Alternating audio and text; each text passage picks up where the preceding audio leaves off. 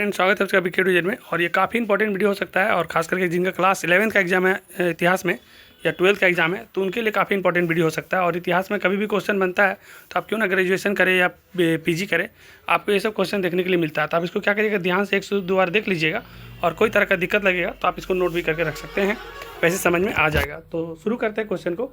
कि क्वेश्चन ऐसा बन सकता है कि यूनानी सभ्यता के विभिन्न पहलुओं पर प्रकाश डाली। तो इसको आसान भाषा में उत्तर हम दे रहे हैं कि एकदम आसानी से आपको समझ में आ जाएगा कि यूनानी सभ्यता यानी कि ग्रीक सिविलाइजेशन प्राचीन दुनिया की सबसे महान सभ्यता में से एक था। जो यूनानी सभ्यता है ना, ये जो पुरानी दुनिया के बारे में बात करें उसमें से सबसे महान सभ्यता में से एक यूनानी सभ्यता थी। इसके कई पहलू महत्वपूर्ण हैं। जैसे पहला पहलू है राजनीतिक। इनका जो जीवन था, राजनीतिक जीवन, यूनान में नगर राज्य यानी कि सिटी स्टेट्स, ये जैसे एथेंस और स्पार्टा, तो यूनान की जो राजधानी एथेंस, तो एथेंस और स्पार्टा वो जो सिटी स्टेट है इनका। और लोकतंत्र वहाँ का जो थी, डेमोक्रेसी, उस शुरुआत में यूनान से ही हुई थी। तो जो लोकतंत्र का शुरुआत हुआ है तो स्टार्टिंग में ये यूनान से ही शुरू हुई है, इसीलिए काफ़ी इंपॉर्टेंट है। और दूसरा इनका शिक्षा दर्शन, सुकरात, प्लेटो और अरस्तु जैसे महान दार्शनिक यहीं हुए थे। तो जो भी आप महान अरस्तु, प्लेटो, सुकरात जैसे दार्शनिक को देखते हैं तो ये सभी का जन्म यूनान में ही हुआ था। और तर्क विज्ञान और ज्ञान की परंपरा भी विकसित हुई है। तो तर्क विज्ञान और ज्ञान की परंपरा यूनान में विकसित हुई है, इसको ध्यान से देखिएगा और समझते चलिएगा। कला और साहित्य, यूनानी लोग कला, मूर्तियाँ, नाटक, कविता और वास्तुकला में बहुत आगे थे। मतलब यूनानी लोग जो थे वो उस समय कला में, साहित्य में बहुत आगे थे। नाटक, कविता हो, वास्तुकला हो, ये सब, मूर्ति कला हो, इस सब समय काफ़ी आगे थे यूनान के लोग। और वहाँ पर होमर की इलियड और ओडिसी जैसी महान कृतियाँ इसी सभ्यता की देन है। तो आज जो होमर हम लोग देख रहे हैं, इडियल की या ओडिसी जो देख रहे हैं, ये सब जो महान कृतियाँ हैं ये सब यूनान से ही आया है।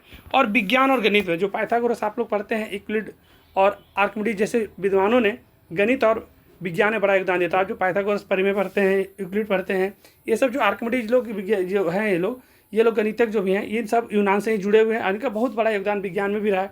खेल कूद के बारे में अगर बात करें तो ओलंपिक खेलों की भी शुरुआत कहाँ से हुई थी? तो यूनान में हुआ था। और पहला यूनान की राजधानी एथेंस में हुआ था 1896 में।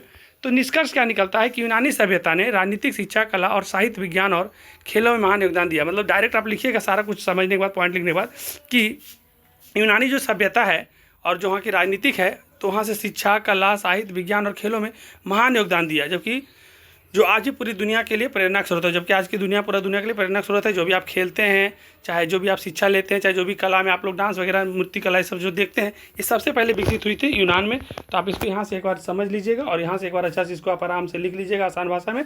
यूनानी सभ्यता के विभिन्न पहलुओं पर प्रकाश डालना है।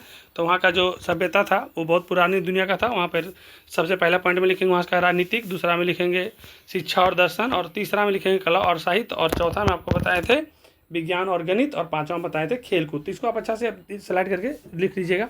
बाकी एक आध क्वेश्चन अगर मेरे को और इंपॉर्टेंट कुछ लगेगा तो उसको भी लेकर के आएंगे। और अगर आपके पास भी कोई इंपॉर्टेंट क्वेश्चन आता है तो कमेंट करेंगे, या फिर ऑब्जेक्टिव वगैरह में कोई इंपॉर्टेंट क्वेश्चन चाहिए तो आप उसके लिए कमेंट करेंगे। धन्यवाद।